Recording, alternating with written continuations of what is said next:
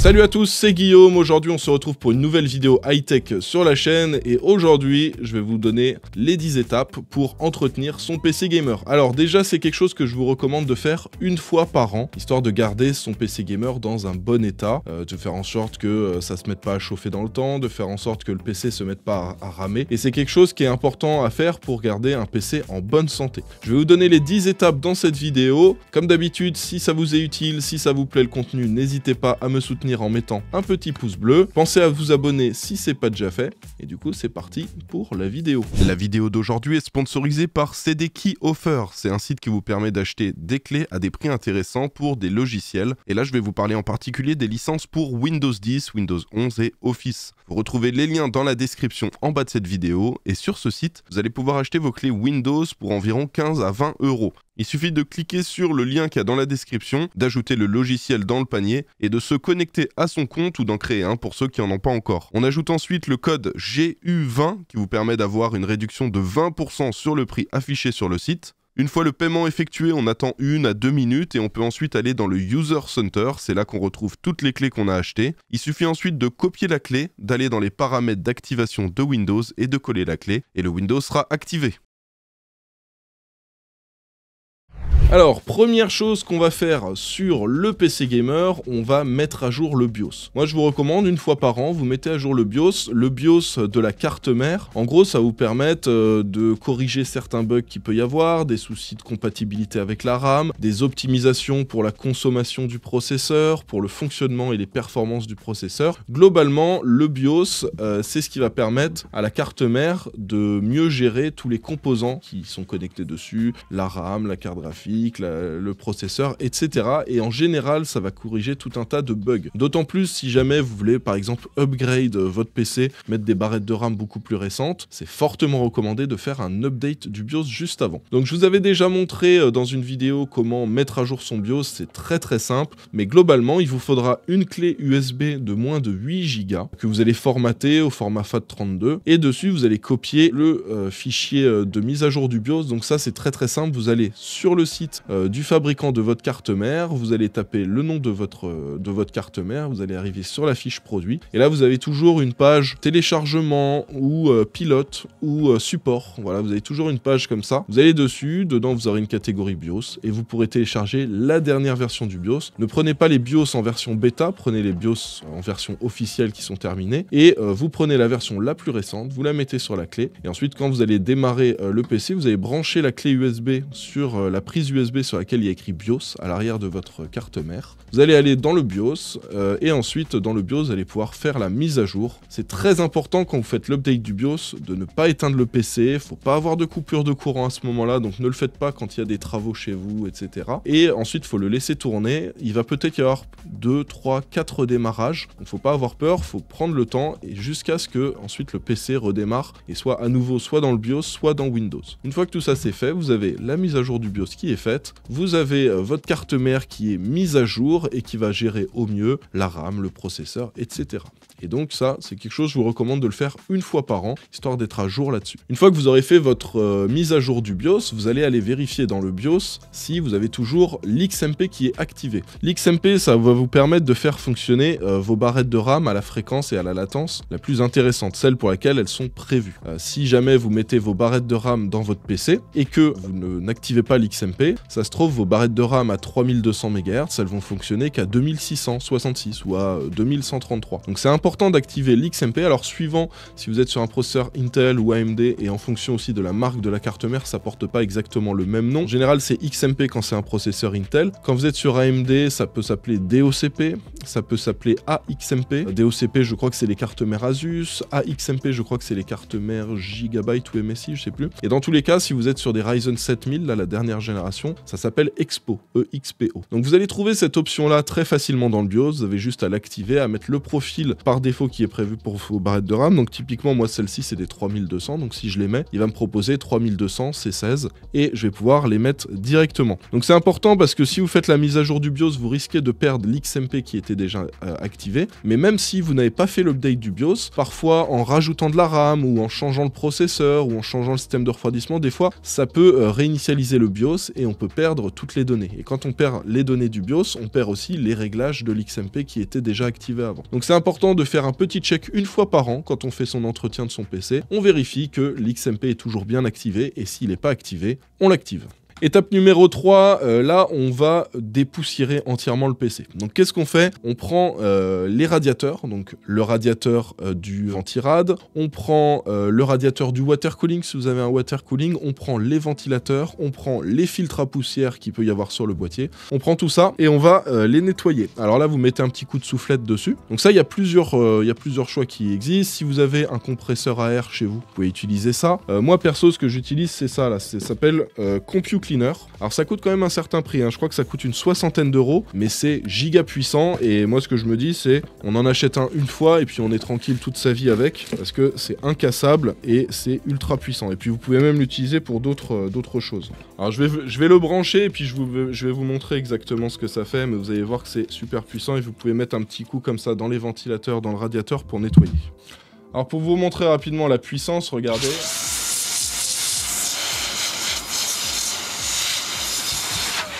Et ça coûte quand même un certain prix. Une autre solution, petite astuce de la part de Jikyo. N'hésitez pas à lui dire merci Jik dans les commentaires. Si vous voulez des petites bombes à air comprimé, ça moi c'est pas ce que je recommande particulièrement parce qu'une fois qu'on l'a vidé, bah faut la jeter, voilà c'est du jetable et que ça peut coûter quand même assez cher. En plus c'est pas très bon pour l'environnement, mais si jamais vous pouvez partir sur cette solution là, qui dans un premier temps vous coûtera moins cher, sachez que Jikyo en voit régulièrement chez Action et ça coûte pas très cher, ça coûte 1,90 €. Donc voilà, ceux qui veulent partir sur cette solution avec les petites bombes à air comprimé, vous pouvez partir là-dessus. Alors bien sûr, si là, au moment où vous avez dépoussiéré, vous avez dû enlever le radiateur ou le water cooling, voilà, faire tout ça, n'allumez pas le PC, ou si vous allumez le PC, après allez bien vérifier dans le BIOS qu'il y a toujours l'XMP d'activer, hein, bien sûr. Étape suivante, on va s'occuper des températures du processeur. Ce que vous allez faire, vous allez démarrer dans Windows, vous allez aller sur HW Info, logiciel que j'utilise très régulièrement et qui fonctionne vraiment super bien. Voilà à quoi ressemble le logiciel et dedans vous avez les différentes températures. Donc là vous lancez un petit jeu, vous regardez ensuite les températures max, moyenne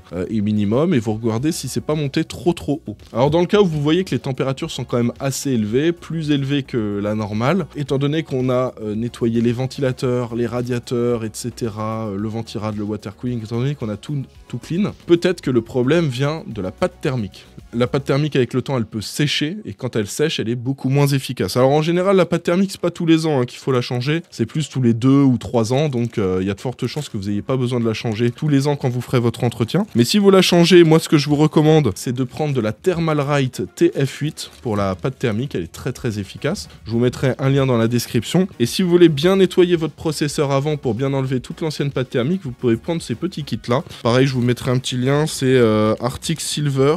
En gros, vous avez un nettoyant, vous allez le mettre, vous mettez quelques gouttes, vous laissez agir pendant 1 minute, ça va complètement décomposer la pâte thermique, vous passez un petit coup de sopalin, et ensuite vous avez le numéro 2, le deuxième là avec le bouchon bleu, et ça va permettre d'entièrement nettoyer, de repasser un petit coup pour que ce soit, vous verrez votre processeur il sera comme quand vous l'avez sorti de la boîte. Donc ça c'est plutôt efficace, ça coûte pas très cher et je vous mets aussi le lien dans la description. Vous faites ça, vous remettez de la Thermalright TF8, vous en mettez, et ensuite ce que je vous recommande moi c'est de l'aplatir, de la mettre bien à plat sur toute la surface du processeur en utilisant, vous savez, les petites cartes de fidélité qu'on a là en plastique. Vous utilisez ça et vous êtes reparti, vous replacez votre système de refroidissement, vous redémarrez le PC et là normalement les problèmes de chauffe sur le processeur devraient être réglés. Étape suivante, on va faire la même chose mais pour une carte graphique. Alors l'étape suivante, on va faire exactement la même chose, mais pour la carte graphique. Alors pour la carte graphique, déjà ce que vous allez mettre un petit coup de soufflette dans les ventilateurs, hein, pas trop fort non plus pour pas les faire tourner trop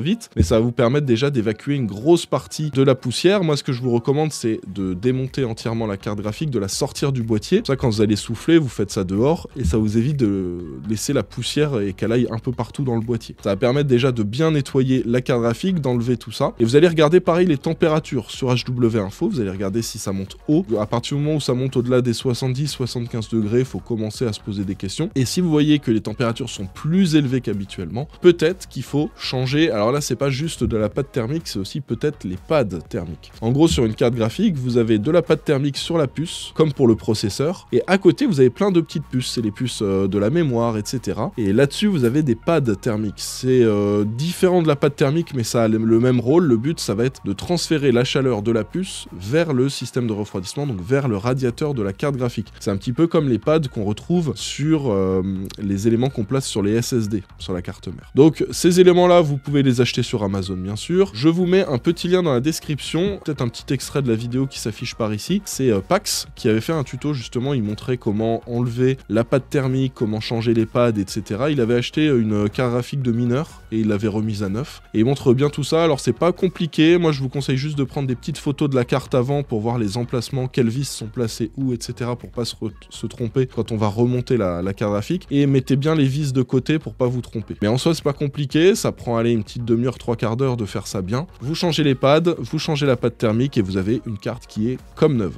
Une fois que c'est fait, vous replacez la carte graphique dans le boîtier, vous vérifiez que les températures ont bien baissé. Vous devrez y gagner quelques degrés, sachant que dans tous les cas, on avait déjà fait des tests avec Jixio et une carte même qui sort d'usine. Donc on déballe la boîte, on est premier à l'ouvrir, on teste les températures. Si juste derrière on change la pâte thermique et les pads, des fois on y gagne même déjà quelques degrés de base en mettant de la pâte thermique et des pads tout neufs. Donc dans tous les cas, normalement vous devriez y gagner en température. Alors, l'étape suivante, on va dire que c'est facultatif. Vous n'êtes pas obligé de le faire, c'est quelque chose qui peut être positif, mais il n'y a pas forcément besoin de le faire tous les ans. Moi, c'est quelque chose que je fais tous les 2 ou tous les 3 ans sur un PC, c'est la réinstallation complète de Windows. C'est un petit peu comme quand on va déménager, changer d'appartement, on va faire des cartons, en faisant les cartons, on va retrouver plein de petites choses où on se dit « Ah, mais tiens, mais j'ai ça, mais je l'utilise pas. » Hop, soit je l'offre, soit je le donne, je sais pas, à Emmaüs, soit je le jette si c'est pas récupérable. Mais en gros, ça permet de faire le tri sur pas mal de choses. Là, au fur et à mesure des mois, des années, votre PC, il a accumulé tout un tas de logiciels, tout un tas de choses qui se sont accumulées sur le PC, qui peuvent potentiellement le ralentir, qui sont très certainement inutiles, et le fait de partir sur un Windows tout neuf, ça vous permet de faire peau neuve et de redonner un petit coup de jeune à votre PC. Donc ce que vous faites, vous notez tous les petits logiciels qui sont installés sur le PC et dont vous avez besoin,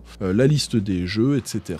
Vous réinstallez un Windows tout propre, vous réinstallez vos jeux, et là vous êtes sur un Windows tout neuf, et dans certains cas, ça va redonner un petit coup de jeune à votre PC. Alors ne le faites pas tous les ans c'est peut-être un peu overkill, mais tous les 2 ans, si vous avez une grosse utilisation de votre PC, je pense que ça peut être très positif, ou éventuellement tous les 3 ans. Alors étape suivante pour l'entretien de votre PC, on va parler des drivers graphiques. Donc là on s'est occupé du système de refroidissement de la carte graphique, mais c'est aussi important le driver. Au fur et à mesure des mois, vous avez installé des drivers, des mises à jour, il y a eu plein de versions, vous avez possiblement eu d'abord une carte Nvidia, ensuite vous êtes passé sur une carte AMD, donc vous avez désinstallé le driver Nvidia pour mettre le AMD, mais il peut rester des traces en fait des différentes versions de drivers, et ça peut créer des soucis, des pertes de performance, ça peut créer tout un tas de soucis. Donc le but, c'est d'avoir une install toute propre de son driver graphique. Donc pour ça, vous avez un logiciel qui s'appelle DDU, ça veut dire Display Driver Uninstaller, et le but en fait, ça va être d'utiliser ce logiciel pour vraiment nettoyer à 100% toutes les installations de drivers qu'il y a eu précédemment, pour ensuite installer une toute nouvelle version, la toute dernière, toute neuve.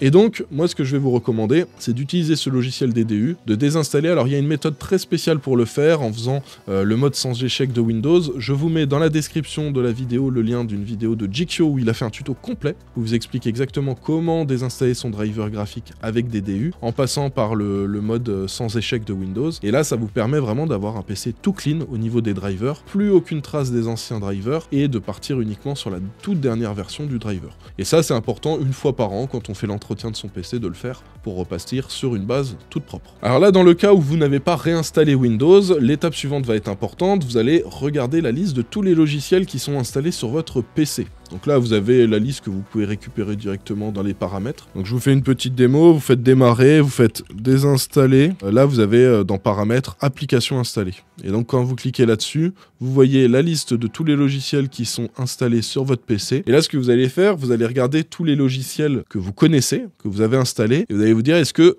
celui-là, par exemple, j'en ai encore besoin, genre là, Hogwarts Legacy, est-ce que j'ai encore besoin de ce jeu-là, Hitman 3, etc. Vous allez regarder tous les logiciels que vous avez installés, et vous allez désinstaller tous ceux dont vous n'avez pas besoin. Ça va permettre de clean déjà pas mal de choses sur le PC. Alors vous verrez sûrement des choses, vous saurez peut-être pas ce que c'est là, Microsoft Visual C++, etc. Si vous avez un doute, vous savez pas ce que c'est, ne le désinstallez pas, parce que vous risquez là, dans ce cas-là, de casser quelque chose sur votre PC. Ça se trouve, c'est un logiciel qui est important, qui est primordial pour faire tourner certains logiciels ou certains autres jeux. Donc, dans le cas où vous ne savez pas à quoi correspond ce logiciel-là, n'y touchez pas, ou alors renseignez-vous sur Internet, vous tapez le nom du logiciel et vous regardez si c'est quelque chose qui vous est utile. Étape suivante, là ça concerne uniquement ceux qui ont un disque dur dans leur PC. Donc attention, ne faites surtout pas cette étape-là si vous avez un SSD. On va défragmenter le disque dur. Alors, la façon dont sont stockées les données sur un disque dur, les données peuvent être soit fragmentées, soit pas du tout fragmentées. Ce qui veut dire que vous avez par exemple un fichier, je sais pas, un film qui fait 2 gigaoctets. Il peut y avoir le début du film qui va être stocké à un endroit sur le disque, une autre partie, un petit bout suivant qui va être stocké à la fin du disque, etc. Ça peut être stocké à plusieurs endroits. Et le truc, c'est que quand le disque va aller chercher les données, il va aller les chercher au début, à la fin, et il y a une perte de temps, une perte d'efficacité dans le stockage pour récupérer les données. Le fait de défragmenter, ça va permettre de structurer toutes les données du disque et de placer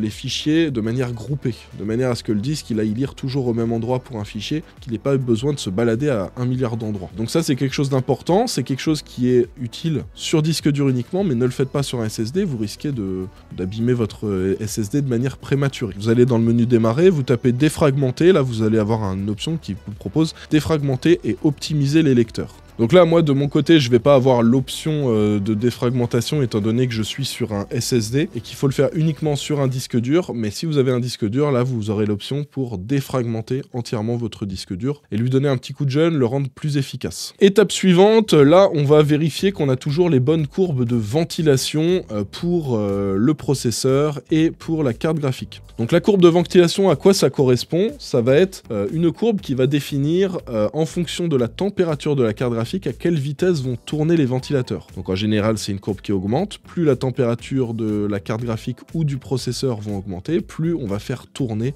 de manière élevée les ventilateurs. Parfois, on peut se retrouver avec des courbes toutes plates, où il suffit d'une mauvaise manipulation et on se retrouve avec les ventilateurs qui n'ont pas tourné suffisamment. Le souci, c'est que si les ventilateurs ne tournent pas suffisamment, les composants chauffent, les composants se brident, le PC est moins puissant. Donc là, c'est juste un petit check. Normalement, dans la plupart des cas, quand vous allez arriver, vous allez voir la courbe et elle sera OK. Mais si jamais elle n'est pas bonne, vous allez pouvoir la modifier. Donc pour le processeur, ça se passe dans la quasi-totalité des cas dans le BIOS. Donc vous allez dans le BIOS, je vous mets quelques petites images d'illustration. Vous allez dans le BIOS, vous allez regarder la courbe de ventilation et vous allez regarder si elle est correcte. Donc en général, vous avez une courbe qui démarre en bas à 30% à peu près et qui très rapidement va monter jusqu'à 100% quand on arrive aux 80, 90, 100 degrés pour le processeur. Donc le but, ça va être, s'il chauffe vraiment trop, on fait tourner à fond les ventilateurs de manière à refroidir efficacement. Je vous ai dit dans la quasi-totalité des cas parce que dans certains cas, comme si par exemple vous avez un water cooling Corsair, bah là votre courbe de ventilation ça va se passer dans le logiciel iQ de Corsair qui est propriétaire. Donc dans certains cas, vous n'aurez pas forcément besoin d'aller dans le BIOS, vous pourrez passer directement par le logiciel du système de refroidissement de votre processeur. Dans le cas où vous voulez refaire aussi la courbe de ventilation de votre carte graphique, là je vous avais déjà fait une petite démo, je vous affiche en ce moment, mais en gros vous allez dans le logiciel MSI Afterburner. Donc le logiciel s'appelle MSI Afterburner, mais ça marche pour toutes les cartes. Nvidia, AMD, Intel, que ce soit des cartes 4090 ou une RX 6600, ça va marcher, ça va être reconnu. Donc vous lancez le logiciel MSI Afterburner, ensuite vous allez dans les paramètres, alors là vous avez un bouton FanSync, le but c'est de le mettre en réglage utilisateur. Vous allez dans les paramètres, vous allez dans l'onglet ventilateur, vous faites activer le mode utilisateur du contrôle automatique du ventilateur.